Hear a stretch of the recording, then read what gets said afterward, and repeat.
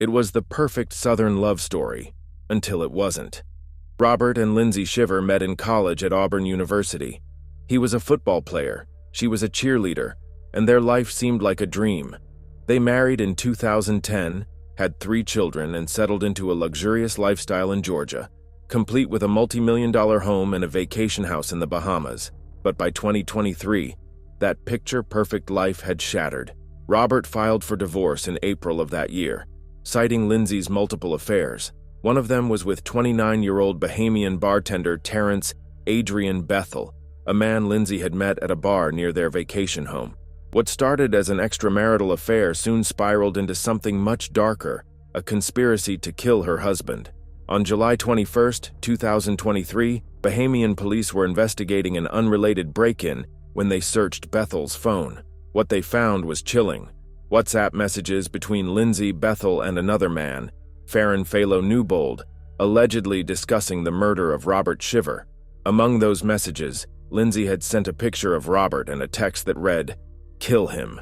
Authorities arrested all 3, Lindsay, Bethel, and Newbold, and charged them with conspiracy to commit murder. Lindsay was taken into custody in Nassau, where she spent weeks in Fox Hill Prison, an overcrowded and notorious detention facility in the Bahamas. But was this an actual murder plot, or just an angry wife venting over text?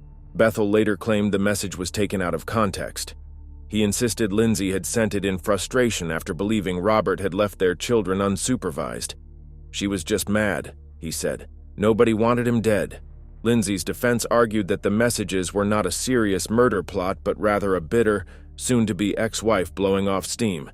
However, authorities weren't buying it. The murder-for-hire plot didn't come out of nowhere. Between February and April of 2023, police had been called to the Shiver household multiple times for domestic disputes. In one 911 call, Robert told officers he was afraid Lindsay was setting him up to make false claims against him. "I'm really concerned about her trying to get me out," Robert told the dispatcher. "I don't want her to try to set me up and have me arrested." Bizarrely, in addition to this, Robert also called 911 to report a potential stalking incident.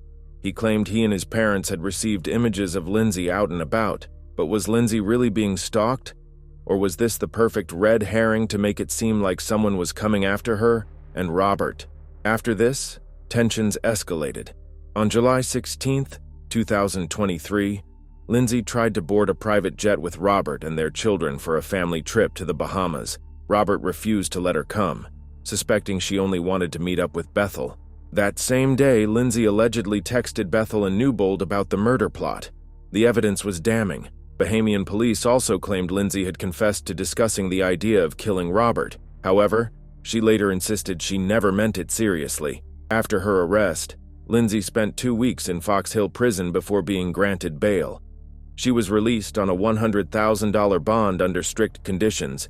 She had to wear an ankle monitor and remain in the Bahamas. But in December 2023, a judge granted Lindsay permission to return to the U.S. to live with her parents in Alabama and see her children. However, she was banned from traveling to Georgia, where Robert and the kids lived. Lindsay and Bethel's trial was initially set for March 2024, but it was later postponed to August due to a high-profile case taking priority in the Bahamas. Meanwhile, Lindsay's personal life took another dark turn. In July 2024, Lindsay filed a protection order against her new boyfriend, 35-year-old Dorsey Robert Love. She claimed Love had thrown her onto a bed, choked her, and tried to suffocate her with a pillow. She also alleged that he had threatened to kill her. Love was later arrested and charged with strangulation. This new allegation only added another layer to Lindsay's ongoing legal troubles. It also raised questions. Was she a victim of domestic abuse, or was this another manipulation tactic? In October 2024, Lindsay's freedom proved to be short-lived. Bahamian authorities revoked her bail after she was caught violating her bond conditions. Reports indicated she had been leaving her mother's home for extended periods without approval. Worse, her interviews with Inside Edition and Good Morning America had violated a strict gag order. The Bahamian judge overseeing the case did not hold back in her ruling. "What the respondents have done can be seen as a spit in the face of justice," the judge wrote. Mrs. Shiver can be seen parading around in a blue sundress on international television, speaking directly about evidence in the trial. Lindsay was ordered to return to jail in the Bahamas. Bethel's bail was also revoked after he failed to update the police about his change of address. However, in a shocking reversal, both Lindsay and Bethel were released on bail again in early 2025. Despite the high-profile nature of the case, there are lingering questions about whether prosecutors can prove a genuine murder-for-hire plot.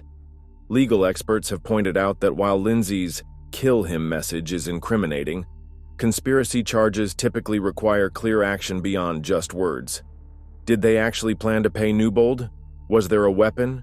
Was there a real plan beyond text messages? If convicted, Lindsay, Bethel, and Newbold each face up to 60 years in prison in the Bahamas. For now, Lindsay remains out on bond, but with a trial looming, her future is far from certain. What started as a seemingly glamorous life of wealth, private jets, and tropical getaways has now turned into an international scandal. Was Lindsay Shiver really plotting to kill her husband? Or was she just a vengeful ex-wife whose words were taken too far? One thing is clear: Robert Shiver was lucky. Unlike so many real murder-for-hire cases, this one was caught before it was too late. And now it will be up to the Bahamian courts to decide whether this was just a toxic divorce turned ugly, or something much more sinister.